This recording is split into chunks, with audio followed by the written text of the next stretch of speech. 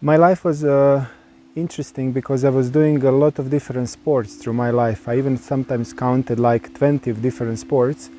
My father helped me to be fully engaged.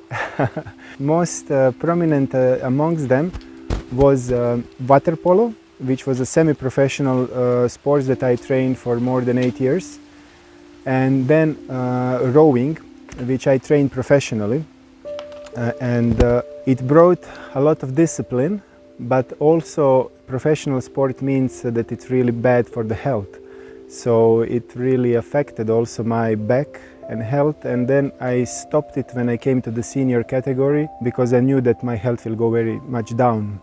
And then I started to do breakdance because of a lot of austerities and everything that I was doing through sports. It was really intense. Sometimes we could not even go to swim in the summer because our trainer was around the beaches looking are we on the sun, because we needed to prepare ourselves. So I went in a little extreme way to go and started breakdancing, which worsened the situation of my health. And then one friend which I met there helped me to start doing yoga. He invited me for the yoga classes, which really rejuvenated my health and really helped me to balance myself and bring myself more in the mode of goodness. Because when I started to do yoga, I could become more peaceful, come more in contact with myself, and I had the opportunity through that friend to come in contact to Krishna consciousness philosophy, and it really blew my mind. It really answered all of my questions, because I was all my life trying to understand the higher purpose of life, but I could never find the answers to my questions. And that's something very important to me, to be able to dedicate myself to something that is not just superficial, but that it's something with deep substance. So when I discovered Vedic philosophy and the Krishna consciousness tradition, ancient tradition, it really changed my life.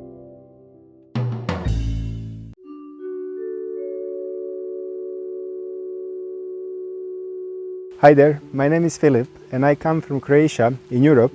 That's a place close to Split on Mediterranean coast, and I will try to present my life through two storylines. First will be more about my private life, how I came to yoga and Krishna consciousness, and the second one will be more about my professional development and how it integrated and how it helped me to help others. So my life was interesting because I was doing a lot of different sports through my life. I even sometimes counted like 20 of different sports. My father helped me to be fully engaged. And most prominent amongst them was water polo, which was a semi-professional sport that I trained for more than 8 years. And then rowing, which I trained professionally. It brought a lot of discipline, but also professional sport means that it's really bad for the health. So it really affected also my back and health, and then I stopped it when I came to the senior category because I knew that my health will go very much down. And then I started to do breakdance because of a lot of austerities and everything that I was doing through sports. It was really intense. Sometimes we could not even go to swim in the summer because our trainer was around the beaches looking are we on the sun, because we needed to prepare ourselves. So I went in a little extreme way to go and started breakdancing, which still, how to say, worsened the situation of my health. And then one friend which I met there helped me to start doing yoga. He invited me for the yoga classes, which really rejuvenated my health and really helped me to balance myself and bring myself more in the mode of goodness. And that was like really important, because when I started to do yoga, I could become more peaceful, come more in contact with myself, and I had the opportunity through that friend to come in contact to Krishna consciousness philosophy, and it really blew my mind. It really answered all of my questions, because I was all my life trying to understand the higher purpose of life, but I could never find the answers to my questions. And that's something very important to me, to be able to dedicate myself to something that is not just superficial, but that it's something with deep substance.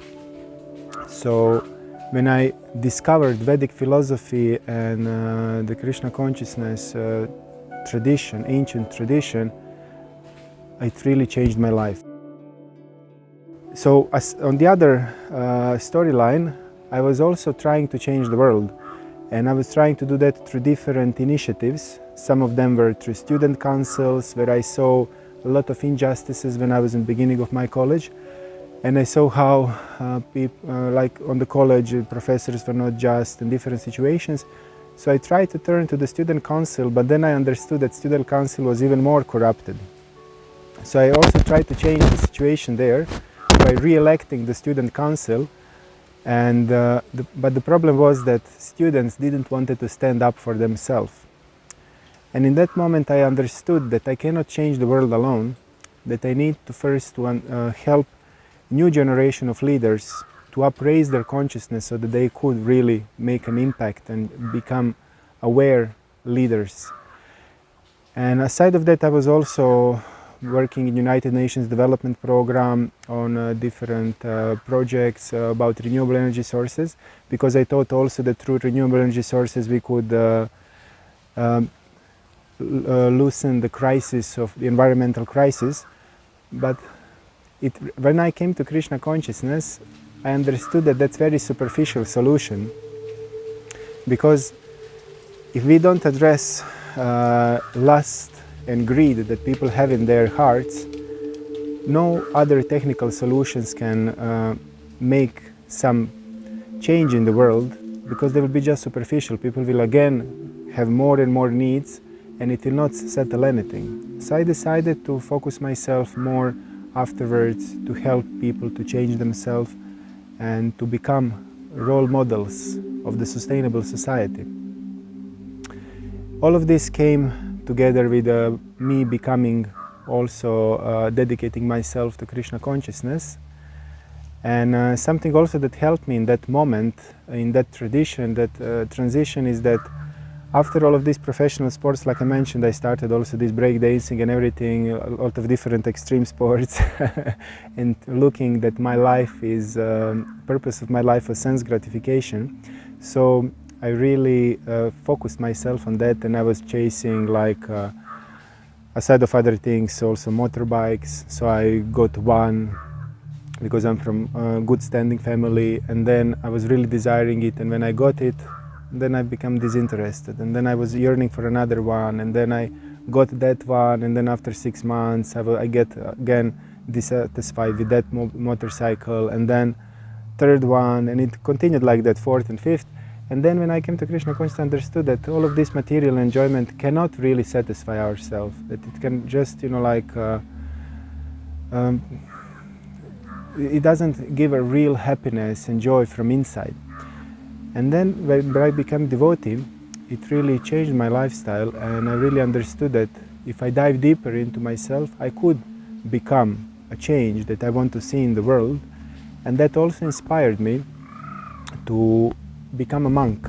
So I became a monk for 5 years, and that was a really amazing experience, because I really had the opportunity to dive deeper, to understand myself better, to also clear my heart from envy, greed, and all of these superficial things, lust, and which were holding me back to be able to really properly serve others and to be happy, to put others in center, not myself. And it also gave me really profound and deep realizations, so that my spirituality is not just some dogmatic practice, but I understood how Krishna consciousness is like a really scientific approach, and that by putting it properly in practice, you get very deep realizations, which can help people to really experience what Vedic literature and Krishna consciousness is teaching, this deep ancient philosophy. So that was really interesting experience, and I have done also a lot of welfare work in that period.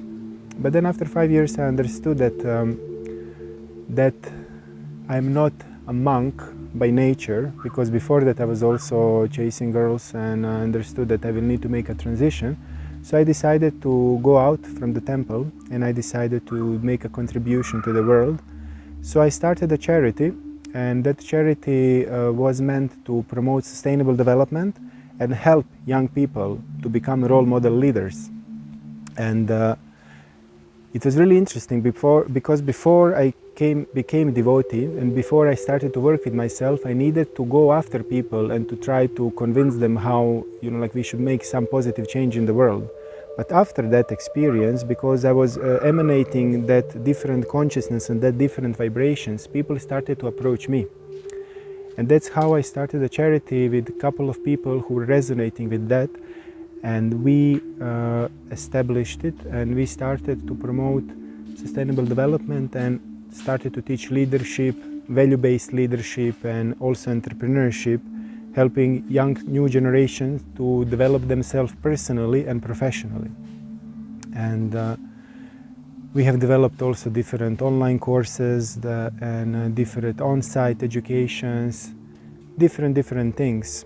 Also, because we're teaching social entrepreneurship, we wanted to show by our example, and then we started an enterprise with a restaurant, a vegan restaurant, through which we distribute karma-free food, and we have also education hall, so that we can help others to transform their consciousness. And it was really interesting, also the whole process of starting the charity and enterprise, and especially before starting the restaurant. I remember that we started the restaurant just a couple of months before COVID, and COVID was also a game changer. And we just invested a lot of money because it was in a capital city, 100 meters from the main square, so it was a huge investment. And the point was that when COVID hit, we needed to totally adjust to the crisis situation. And many hospitality sector people from the other restaurants, they really broke apart, and that really hit them tremendously. But because I was looking at always from the different perspective, I took this opportunity to use it to serve others. And not only that COVID hit, but it also changed the earthquake happened just in the beginning of COVID in Zagreb, which really affected the whole situation in Zagreb. People lost their homes because of the earthquake, they lost their jobs because of the COVID, and we were closed. So we used all of our resources in a moment and started Food for Life, distributing food for those in the needs. And then also it helped, the Krishna consciousness helped me to stay peaceful and to maintain my composure with my daily meditation, so that I could really continue giving my contribution to the society. So that's how it really helped through the whole process, and how I used that energy that I wanted to change the world to really, Krishna consciousness made it more better, so that I could really help others change their lives personally, so that they could become change in the world that they want to see. And then we have also different other ways how to help them to become spiritual seekers, because this is something that I understood when I became a devotee, is that if you don't help people to find their spiritual nature, whatever you do in their material life is just superficial, because the most unhappy people are those who have a lot of money and a lot of resources and big positions. So because they are spiritually really hungry and they are really empty inside. So that's why I decided myself to help them, and that's why I also started all of these charities and everything, to reach out to the people in a way they can really understand that spirituality is important for them. So I also, through all the programs, I also teach them how they can find their life call, their true purpose in life. And because I teach it in a holistic way, I also address that we need to go deeper into ourselves, connect with ourselves, and understand what is the higher purpose of life, so that we integrate that in our life call. So to sum it up, Krishna consciousness really helped me so that I could really make a positive transformation in people's lives. Because before I thought that by addressing superficial things like renewable energy sources or sorting out some superficial situations in the society, I could improve their lives. But I understood that real help, what I can help them, is to help them to connect with themselves and really help them in their spiritual journey. Because if we don't address that aspect, everything else is very superficial, and people who have the most money, who have the most resources, they're usually the most unhappy ones, because they're looking for the happiness on superficial levels. And that's why I have started all of those charities and enterprises, because this is the way how I could help to reach out to the people who are after career, who are after material success, to help them gradually develop those aspects in a value-based manner with the proper values.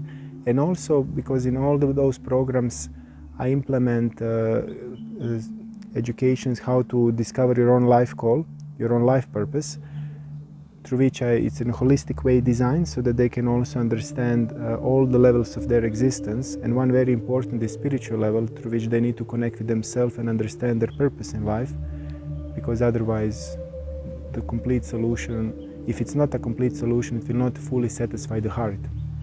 So in that way I also help them to become spiritual seekers and to go in their spiritual journey, start their spiritual journeys.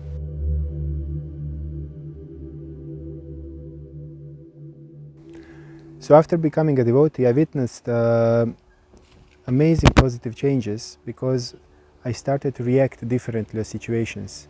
The practice of meditation and mantras chanting and the whole process of bhakti yoga, it helped me to change not just the perception on things, but perspective. I could see things from another worldview, and I was not so much personally affected by the outside situations, which helped me to make more rational decisions, like when that earthquake hit and the COVID happened. I was not just in the blue, oh, why is this happening now and this and that, but I could immediately react and do some welfare thing for the others and become all of this food for life, distributing to the food to people in the need. We were even more quicker than these emergency services. So, and also like how I dealt with the different stress in life by running different organizations, dealing with people, and it really helped me to totally behave differently. And not only that, but also it helped me to put my energy to really address not just superficial thing, but really the principle. Like if you have a disease on the skin, you can try to put a balm on it, but it will just maybe cure some rash that is on the skin, but then that rash will happen somewhere else and something more deeper will again happen. But if you see what is the cause of that problem, then your solution can really eliminate that rash. If you understand that the proper nutrition needs to be, because of the nutrition, rash is happening and these skin problems, then if you change the nutrition, it will not happen again. You don't do a superficial solution of balm. And that's how I also started to change, to address that my urge to change the world by helping people to transform their lives and to become the change they want to see in the world.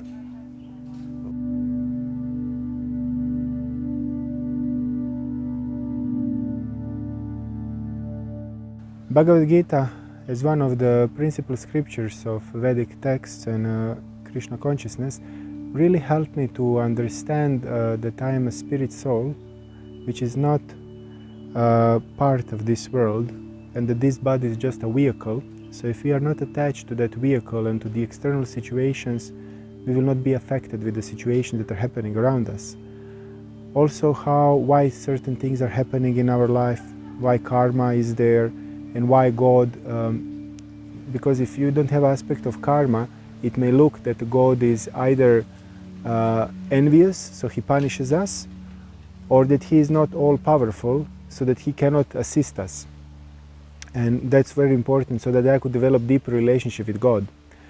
understanding that. It also helped me to understand how different energies in this world, these modes of material nature, are really functioning and influencing our consciousness and everyday behavior, and how adjusting different things in our life, we can transform our life to live more peaceful, more balanced, and more happier life.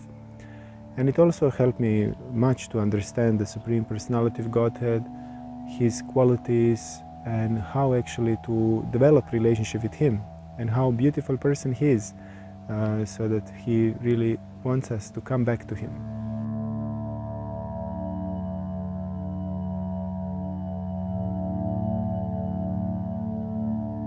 Through my desire of wanting to change the world, I went through a little extreme path of becoming a monk, but that's not necessary for everybody.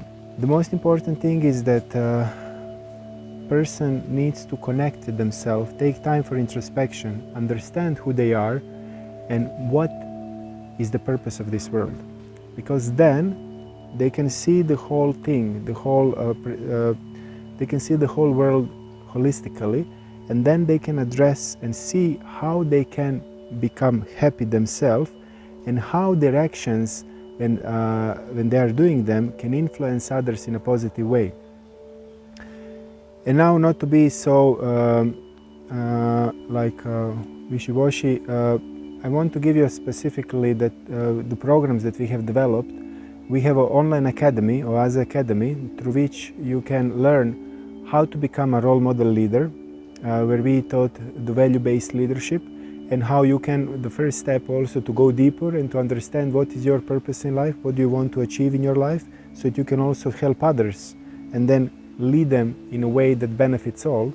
Also how you can develop your enterprise in a way that benefits all. That's why Impact Entrepreneurship is there, also one of the programs that you can attend.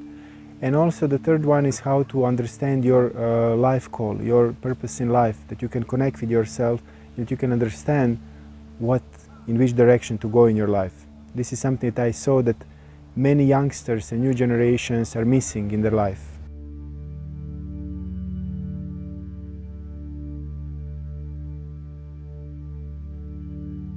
Today's world is affected by a lot of stress and a lot of insecurities and a lot of expectations, especially for the new generations, because they are put in situations that they need to finish college, give all the exams, look perfectly, earn so much money, and satisfy the expectations of their parents, society, schools, and everything. So it's a huge burden that they are carrying on their back.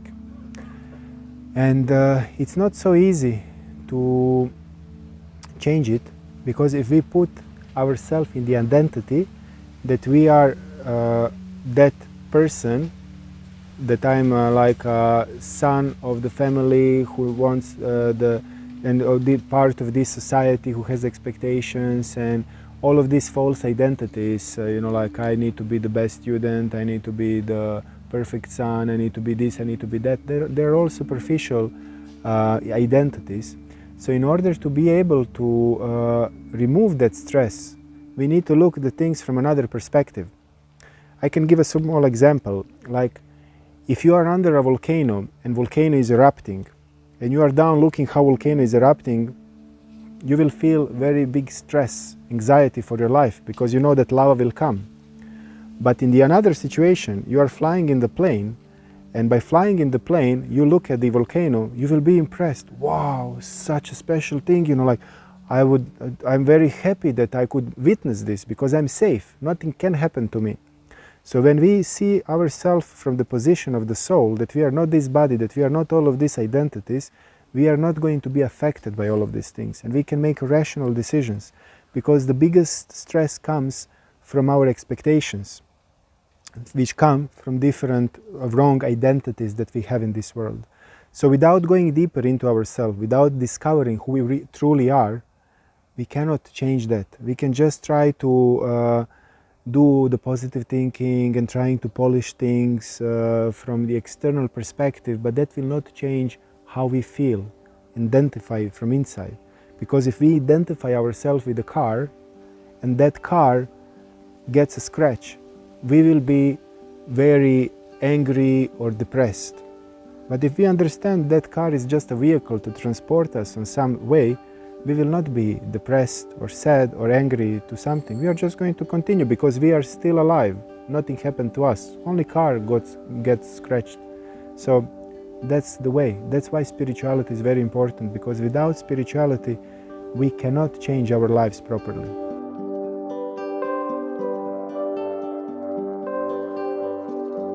So when we say about spirituality, spirituality has different, it's a loaded word. It has different meanings, and everybody has their own perception about it. I spoke with many people about it, and I got so many different and funny answers.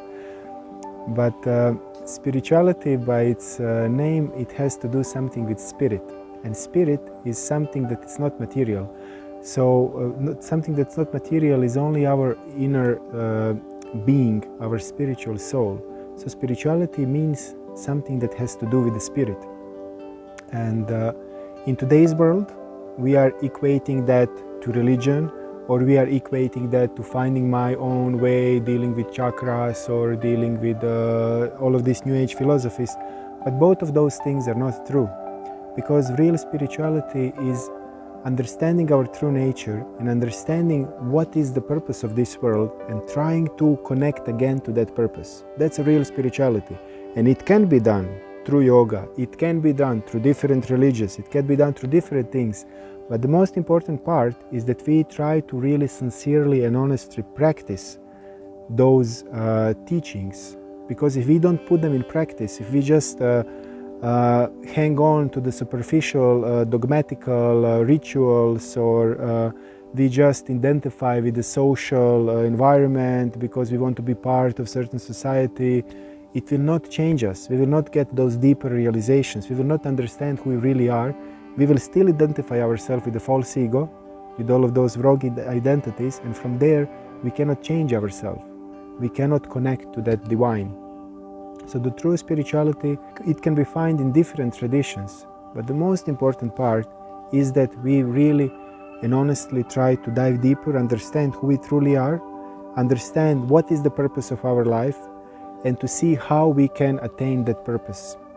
And for that, we need guidance, because that's much above our perception, sensory perception. So we need to have teachers, we need to have a proper line of knowledge, and we need to not just follow that blindly, but really put it in practice and get those experiences, because it's a science. Also, if we want to learn physics, we will not be able to rediscover it ourselves. But we go to the teacher who is verified, who is coming from bona fide university, has a certificate, diploma, and who is teaching from certain scriptures. And then we learn from him. And then when we learn, we need to put it in practice to see, does it work? And if it works, then we are going to get realizations, and then we can become physicians. So that's the only way.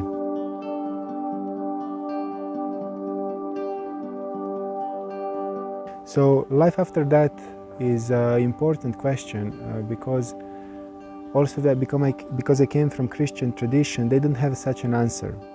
And it bothered me, because if there is no another life, if there is no reincarnation, if there is only one life, and then according to that life it's being decided, will we go to eternal heaven or eternal hell, that's like really not just from God. Because you can be born in a family that are a mafia background, and you can be born and raised in that and behave like that, and who decided that? Why somebody got like a golden spoon and somebody doesn't have anything to eat? So when we introduce the concept of reincarnation and karma, everything becomes logical, and then we can really understand that there is justice, and that God is not trying to punish us because of some just external circumstances, and that we have deserved it ourselves. So in logical way, that's the only answer. From the second part, regarding my realizations, I got a lot of realizations, and now when somebody asks me, does karma exist? Do I believe that does karma exist? Usually I tell them that I don't believe. And then they ask me, why? But you are from the Vedic tradition. And I say, because I don't believe anymore. I know that it exists, because I had so many realizations. I had realizations from different perspectives. One of them was looking at the Jyotish, that I had one expert Jyotish a person who told me what happened in my life before, even not knowing me, and what will happen in the future. Some of those things in future changed because I started to practice pure spirituality, so God changed some things, but some things I saw that needed to happen.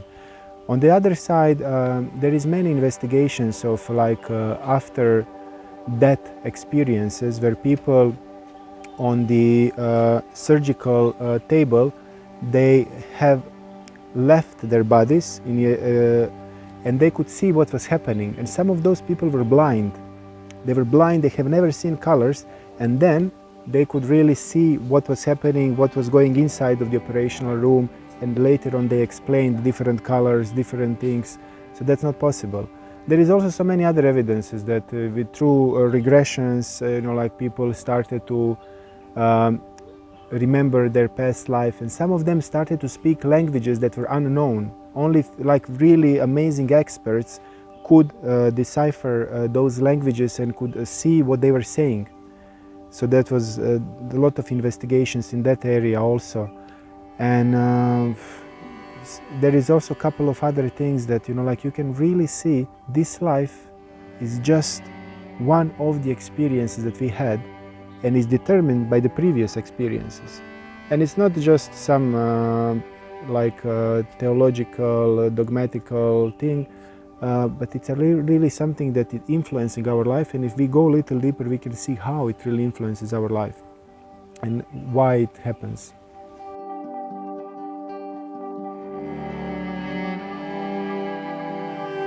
So when I stopped my monk life and I went out of the ashram, I was also in search of a partner, and I saw also that it's really important before you find a partner that you find yourself.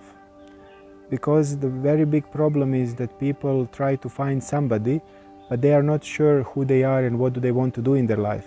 And then when they find other person who is also not sure, after 5 or 10 years, their paths may totally separate. But if you are aware what you want to do in your life, if you are understanding also what is your life call and what is your purpose, what is your nature, then you can also find a person who can align with that. That's why it's very important. And after I found myself and discovered all of these things, I could then find a person who would match and that we can spend our life together. Of course, there is a lot of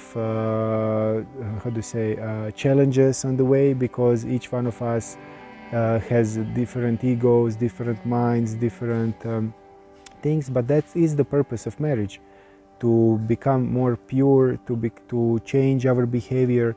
And successful marriages are those who have not been perfect match also, but who have had some similarities which would hold them together, but who were able to adjust towards each other, to lean towards each other. So that also needs to be an important part, that we are not just looking for the perfect person. We need to find some common things that are according to our nature that can connect us, but we also need to be aware that we need to lean toward the other person, to make compromises, because otherwise it will not happen.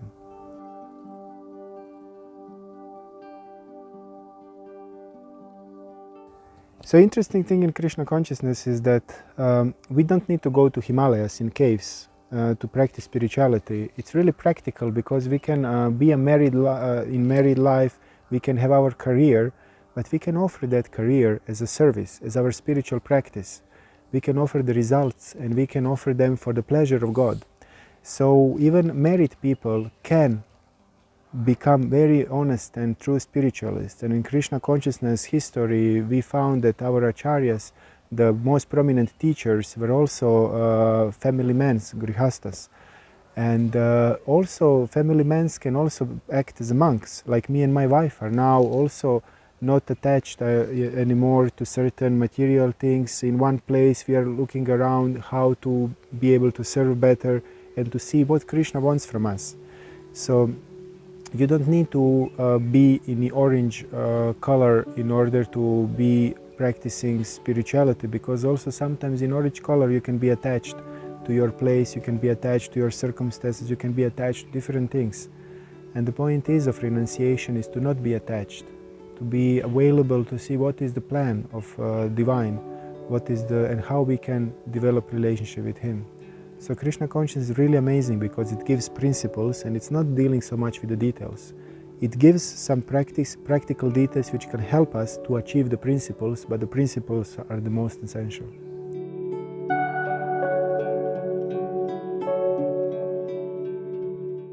Each one of us is searching for happiness, and when I was searching that happiness before in my life, material life, through sensory enjoyment, through either extreme sports, chasing girls, or different other things. But that was just a fleeting happiness, because that's like an itch. You have it and you try to satisfy it, but actually it's not true fulfillment, because that's just like when your shoes are hurting and you take them off, you think that's happiness, but that's just relief of the pain. So the true fulfillment and the true happiness comes only when we address the spiritual aspect of ourselves. If we try to address only physical or psychological aspect, we can never be truly happy, because our soul in our spiritual aspect will still be not fulfilled. But when we address that aspect, then we can feel real joy and real happiness in our life. And this is something that helped me also to come to Krishna consciousness, because when I came, I was enjoying, like, to the modern standards. I was a role model to my friends and experiences, because I was good in sports. I was doing different things that they were really like looking after me. But when I came to Krishna consciousness and I experienced the kirtan,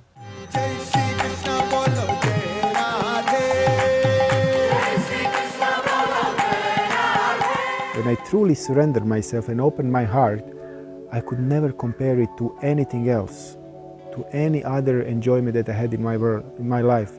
It was on totally another level. In some moments, I thought that I will not be able to handle it. Such deep joy and happiness that was overwhelming me, because it's on totally other level. And that cannot be explained by words. Also, like the jar of honey cannot be explained, the taste of the honey. You just need to put the hand inside and taste it. Otherwise, you cannot explain what is the taste by just words, if the person never tried it. So I really encourage all of you to try it out.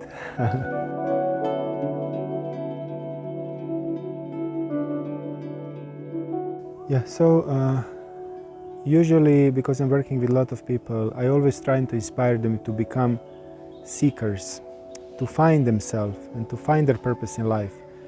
But that can only be done if we take time for introspection. And this is the biggest problem in today's world, because we have so many distractions. All the medias, all the networks, all the scrolling, everything. Our attention is just always being dragged somewhere else. And people are even scared to be alone. So we need to bring ourselves in the position that we are comfortable being alone, taking that time for introspection. And if we are not comfortable, we can use different techniques. Of course, I have developed that course, like I mentioned, Life Call, where I guide people step by step how they could discover themselves. But the most important part is to see what can bring your consciousness in that state, that you are comfortable with yourself, to take time for introspection, to connect with yourself, and then to understand what is your nature and what is the purpose of this life. Because only then our true life starts. And if you want to watch more such inspiring stories, you can subscribe to the channel and look for the other videos.